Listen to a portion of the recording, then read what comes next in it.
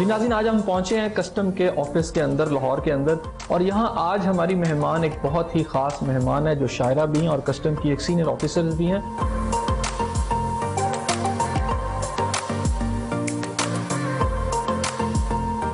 ان کے پاس جانے سے پہلے ہم دیکھیں گے کہ وہ کس طرح اپنی ایکٹیویٹیز جو ہیں وہ سر انجام دیتی ہیں۔ وہ ایک شاعرہ ہیں، انہیں کتابیں پڑھنے کا بھی شوق ہے اور وہ اپنے کسٹم کے اندر پورا کام بھی کرتی ہیں، اور اس کے بعد ہم آپ سے ان کا تعارف بھی کرائیں گے۔ لیکن پہلے یہ دیکھیں کہ وہ کس طرح اپنی جو امور زندگی ہے اور خاص طور پر جو آفیشیل ورک ہے اسے سر انجام دیتی ہیں۔ جی ناظرین، کہتے ہیں کہ تصویر کائنات میں ہے عورت سے حسن۔ یقیناً یہ بات درست ہے، کیونکہ یہ جو حسن ہے صرف ایک خاص پہلو اور کسی ایک خاص حد تک محدود نہیں رہتا، بلکہ پورے معاشرے کو اور پوری کائنات کو اپنے گھیرے میں لیتا ہے۔ اس کی مختلف شکلیں ہیں، مختلف رنگ ہے۔ یہ جو عورت ہے یہ اس معاشرے کی ترقی میں بھی اہم کردار ادا کرتی ہے۔ کسی بھی شعبہ زندگی کی بات کریں، پاکستان کے اندر پاکستان کی عورتیں بہت بہادر ہیں، بہت محنتی ہیں، بہت ویژنری خواتین ہیں پاکستان کے اندر، جو اس پاکستان کے معاشرے کو آگے لے کر چل رہی ہیں۔ سوسائٹی کے لیے ڈیفینیٹلی ایک رے آف ہوپ بھی ہے، اور اس کے ساتھ ساتھ ایک ایسی مثال ہے جسے قابل تقلید جو ہے مثال ہے، میں سے کہوں گا کہ لوگ اس کو فالو بھی کر سکتے ہیں۔ آج ایسی ایک شخصیت جنہوں نے اپنی فیلڈ کے اندر اپنا لوہا منوایا اور پروف میٹل کو، وہ ہمارے ساتھ موجود ہیں۔ آپ شاعرہ بھی ہیں، اہل سخن سے، یعنی اہل سخن کا جو قبیلہ اسے بھی تعلق رکھتی ہیں، اور اس کے ساتھ ساتھ جو اپنی فیلڈ میں انہوں نے کام کیا ہے وہ بہت بہترین کام ہم اسے کہہ سکتے ہیں۔ ہمارے ساتھ موجود ہیں سائمہ آفتاب صاحبہ۔ اس وقت آپ ڈائریکٹر ہیں کسٹمز کی، محکمہ کسٹم کا جو ایک ڈائریکٹوریٹ آف ٹریننگ ہے وہاں پر اس وقت وہ موجود ہیں۔ ہم ان سے بات کرتے ہیں اور جاننے کی کوشش کرتے ہیں کہ زندگی کے مد و جزر کے اندر جو مشکل حالات بھی آئے انہوں نے کیسے اسے اوورکم کیا، کیسے اپنا معاشرے کے اندر ایک مقام بنایا، اور کیسے ہماری جو جنریشن ہے اس کو فالو کر سکتی ہے۔ بہت شکریہ جی، آپ نے ٹائم دیا۔ اچھا سائمہ صاحب، یہ بتائیے گا کہ زندگی کی جدوجہد جو آپ نے کی، آج یہاں پر کھڑی ہیں، اگر میں پوچھوں کہ کیا پایا اور کیا کھویا تو کیا لگتا ہے آپ کو؟ زندگی کی جدوجہد تو ہر ایک کو سامنا کرنا پڑتا ہے، irrespective آف کہ وہ کس اسٹریٹا آف سوسائٹی سے بلانگ کرتا ہے، اس نے کہیں کچھ نہ کچھ اسٹرگل کر کے کہیں پہنچنا پڑتا ہے۔ کھویا اور پایا تو نام ہی زندگی کھونے اور پانے کا ہی ہے، لیکن میں یہ کہوں گی کہ میں نے بہت زیادہ پایا ہے اس زندگی سے اور کھویا کم ہے۔ اس میں محنت اگر آپ کریں تو اس کا آپ کو صلہ ملتا ہے، اور میں نے محنت کی ہے اور اس کی وجہ سے اب جس مقام پہ میں ہوں وہ اللہ تعالیٰ کی مہربانی ہے کہ میں یہ کہہ سکتی ہوں کہ میری زندگی میں بہت کچھ ایسا ہے کہ جو میں نے اچیو کیا ہے یا پایا ہے۔ سو پانے کا آنسر جو ہے وہ یقیناً غالب ہے کھونے کے answer. Male dominated society Pakistan, جہاں پہ خواتین کے ڈیفینیٹلی آگے نکلنے کا ایک مرحلہ مشکل ہوتا ہے، آپ کو کیسا جو ہے اسے راستہ دے دیا ان مردوں نے، کیسے آپ کو آگے آنے دیا؟ میرا خیال ہے کہ یہ ڈیپینڈ کرتا ہے کہ آپ کتنی اسٹرگل خود کرتے ہیں، اور اس میل اور فیمیل کے چکر سے نکل کر اگر آپ اپنی محنت کرتے رہیں اور اپنا مقام بنانے کی کوشش کریں تو وہ آپ کو آہستہ آہستہ اچیو ہو جاتا ہے۔ یہ ضرور مسئلہ پیش آتا ہے کہ خواتین کو دوہری محنت کرنی پڑتی ہے اپنے آپ کو منوانے کے لیے، کیونکہ اگر سوسائٹی میں میل ڈومیننس ہے یا ادروائز بھی، تو عورتوں کے بارے میں ایک امپریشن ہوتا ہے کہ شاید پتہ نہیں یہ اتنی محنت کر پائیں گی یا نہیں، اس طرح سے ڈیلیور کر پائیں گی یا نہیں، خاص طور پہ گورنمنٹ سروس میں یا کسی بھی سروس میں۔ تو اس کے لیے ظاہری بات ہے آپ کو ایفرٹ زیادہ پٹ ان کرنی پڑتی ہے۔ میں تو یہ سمجھتی ہوں کہ ایز کمپیئر ٹو مین آپ کو زیادہ ایزرٹ کرنا پڑتا ہے اپنے آپ کو ہر لحاظ سے، اور دوسرا پھر گھر میں بھی آپ کو ایک رول ہوتا ہے آپ کا، اس کو بھی آپ کمپرومائز نہیں ہونے دینا چاہتے۔ تو کافی یہ ایک ورک لائف بیلنس کا بڑا مشکل ہوتا ہے کہ جو آپ اچیو کرتے ہیں، لیکن ایونچولی یہ ہو جاتا ہے اچیو۔ یہ نہیں ہے کہ بالکل آپ کو رائٹ آف کر دیا جائے یا اس طرح سے کہ آپ کی محنت ہی اکارت چلی جائے اور اس کو کوئی اس کی کوئی بھی جو ہے ریکگنیشن نہ ہو کہیں پہ، یہ نہیں ہوتا۔ شاعری کب سے کر رہی ہوں؟ شاعری تو میں کالج کے زمانے سے کرتی تھی۔ ایکچولی میرے فادر بھی پوئٹ ہیں اور وہ سروسز سے ہی تھے، تو وہ بچپن سے ان کو دیکھ دیکھ کے مجھے اس کا ایک تھا انٹرسٹ، تو میں کالج میں انٹر کالجیٹ مشاعروں وغیرہ میں بھی جاتی رہی۔ اس کے بعد پھر میں نے کچھ عرصے کے لیے شاعری کو آپ سمجھیں کہ خیر بات کہہ دیا، جیسے شادی ہو گئی، نوکری نئی نئی تھی، نوکری کے اپنے مسائل، پھر شادی میں بچے تھے ان کے ساتھ مصروفیات، تو شاعری تو میں کر رہی ہوں آپ سمجھ لیجئے کہ 25 سال ہو گئے ہوں گے اس طریقے سے، لیکن یہ ہے کہ اب میں نے اس کو دوبارہ باقاعدہ طریقے سے ریزیوم کیا ہے, کوئی 4-5 سال ہوئے ہیں کہ دوبارہ سیریسنس سے. اچھا, بہت ساری اصناف ہے نا شاعری کی, بہت ساری اصناف ہیں, تو آپ کس کے صنف کے پیچھے زیادہ آپ کو لگا کہ آپ وہاں پہ زیادہ اچھا کر سکتی ہیں؟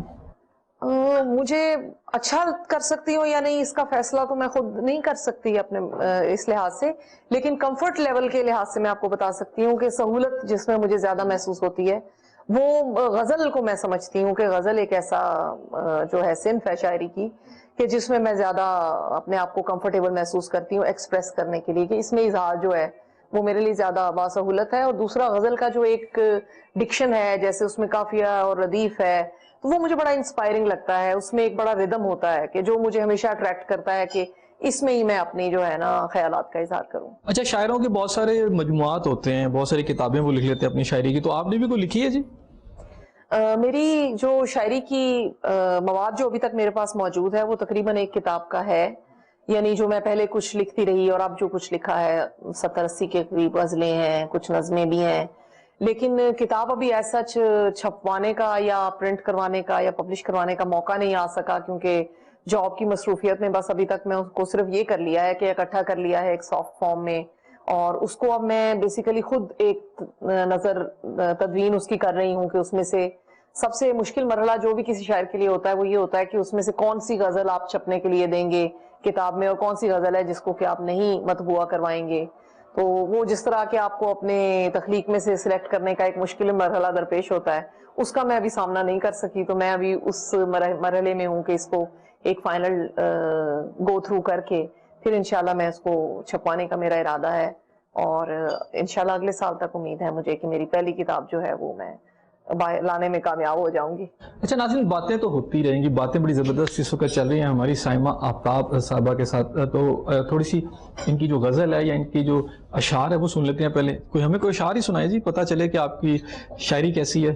جی میں آپ کو کچھ غزلوں سے ایک ایک دو اشعار ایسے سنا دیتی ہوں. حرف بے صوت بے صدا میرے پاس, خالی دل آہے نا رسا میرے پاس,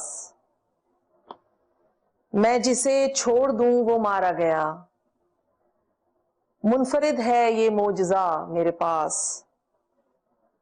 ایک تو ہو گیا ہمارا ساتھ, اور کیا کیا نہیں بتا میرے پاس, خاک اڑانے کا کام مجھ پر چھوڑ, اس کا کافی ہے تجربہ میرے پاس, کون یوں مجھ کو روند کر گزرا, رہ گیا کس کا نقش پا میرے پاس.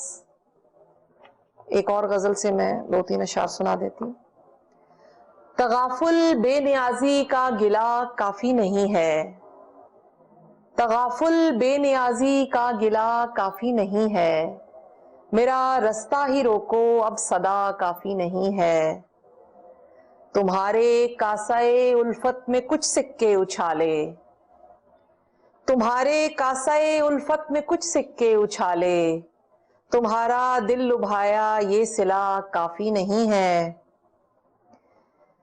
زمینی بات ہے ٹھہرے گی آخر جستجو پر, ہمیشہ ساتھ رہنے کی دعا کافی نہیں ہے, جمال کائناتی معجزہ ہے حسن کن کا, یہاں پر ارتقاء کا فلسفہ کافی نہیں ہے. واہ جی, بہت زبردست آپ اشعار ہیں, اور بڑی خوبصورت آپ نے بات کی, جسے میں چھوڑ دوں وہ مارا گیا, یہ بڑا زبردست ہے جی. ناظرین آپ نے ان کے اشعار یہ سنے, شاعرانہ تعلیم بھی کبھی کبھی جو ہے استعمال میں آئی جاتی ہے, بڑی گہری شاعری ہے, اور میرا خیال ہے کہ ان ڈیپتھ قسم کی شاعری ہے, اور وہ سطحی قسم کی بہت سارے شاعروں کی شاعری ہوتی ہے, ویسی نہیں ہے. زبردست جی آپ شاعر ہیں, اور ہم امید کرتے ہیں کہ بلکہ آپ اپنا مجموعہ کلام جو ہے وہ ضرور لائیں مارکیٹ میں, لوگوں کو سننے کا اور اسے دیکھنے کا موقع بھی ملے.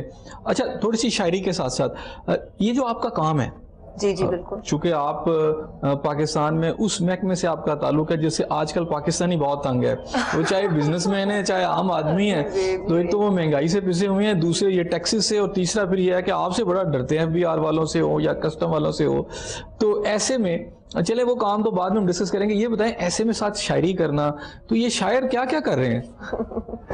شاعری کرنا ظاہری بات ہے کہ اس کو ساتھ چلانا اور نوکری کے بہت مشکل ہے. یہ تو فیض بہت پہلے کہہ گئے تھے کہ کچھ عشق کیا اور کچھ کام کیا اور یہ نہیں ہو پاتا, لیکن یہ ہے کہ چونکہ یہ فطرتی طور پہ مجھے میرے لیے ایک کیتھارسس کا ذریعہ ہے، میرے لیے اظہار کا ذریعہ ہے، تو اس کو چھوڑ کر مجھے لگتا ہے کہ زیادہ فرسٹریشن جو ہے میرے اندر موجود ہوگی یا پھر وہ محکمے کے لیے اچھی نہیں ہوگی. سو میں اس لیے ساتھ ساتھ اس کو اپنے شوق کو پرسیو کرنا چاہیے. اور میرا یہ خیال ہے کہ ہر انسان کو اپنی نوکری کے ساتھ اور اپنے جو بھی کام وہ کرتا ہے زندگی میں اپنی لائیولیہڈ کے لیے، اس کے ساتھ اپنے شوق کو ضرور زندہ رکھنا چاہیے اور اس کو لے کر کہیں نہ کہیں چلنا چاہیے، کم از کم اس حد تک کہ اس کا اظہار یا اس کی ایک جو کنٹریبیوشن ہے اس میں وہ ہوتی رہے.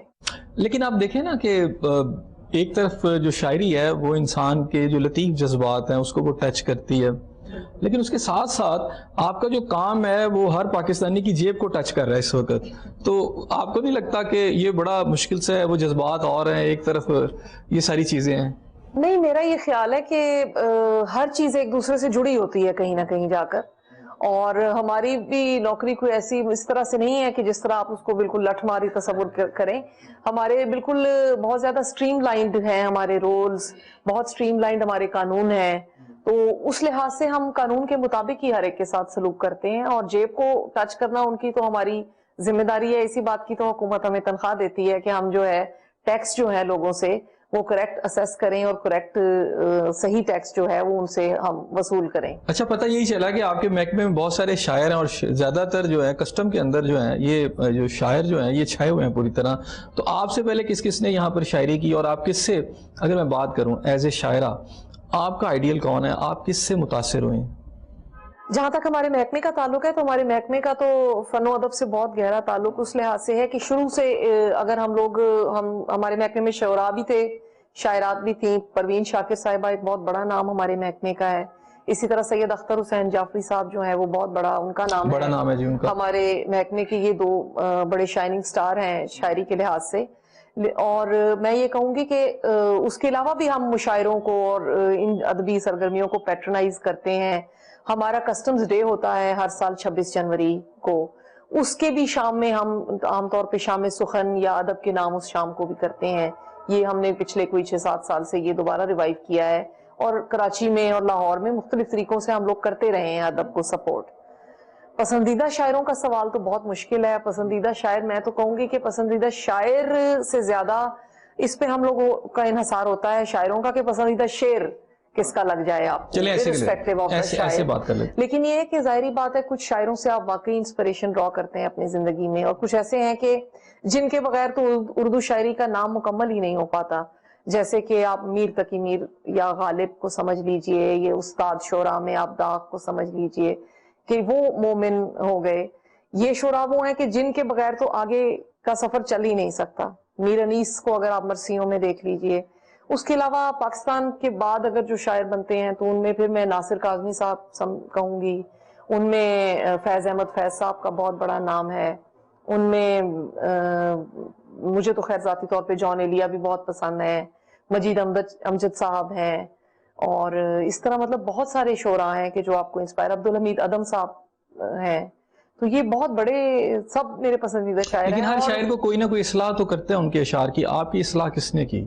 مجھے اس لحاظ سے بڑی یہ سہولت حاصل ہے کہ چونکہ میرے فادر شاعر ہیں تو میں جو کچھ بھی شروع میں بھی لکھتی تھی تو وہ گھر میں ہی میرے لیے اصلاح کی سہولت موجود ہوتی تھی کہ میں ان سے پوچھ لیتی تھی کہ یہ چیز جیسے وزن میں ہے، اس چیز کا تلفظ ٹھیک ہے، یہ میں نے ٹھیک طریقے سے برتا ہوا ہے کوئی لفظ یا نہیں ہے. اس کے علاوہ اب جب میں پچھلے 4-5 سال سے اس طرح سے شاعروں سے بھی میرا انٹریکشن ہے اور ان سے میرا رابطہ ہو چکا ہے تو وہ پھر میں اگر کوئی بات کسی سے پوچھنی ہو تو میں پوچھ بھی لیتی ہوں. ان میں یہ کوئی تخصیص نہیں ہے کہ کوئی سینئر ہے تو اس سے پوچھنا ضروری ہے، کوئی جونیئر ہے تو اس سے کسی سے بھی مشورہ میں کر لیتی ہوں. سعود عثمانی صاحب ہیں ایک شعراء میں، ان سے میں مشورہ کر لیتی ہوں. اظہار الحق صاحب ہیں، ان سے مشورہ کر لیتی ہوں. ایون جونیئر شعراء سے کر لیتی ہوں. ایک بہت اچھے شاعر ہیں جونیئر میں، تہذیب ہیں، ان سے کبھی پوچھ لیا. رحمان فارغ. Sava 8. This time check is brought to you by Pepsi Sava. Sava aaya sonaya.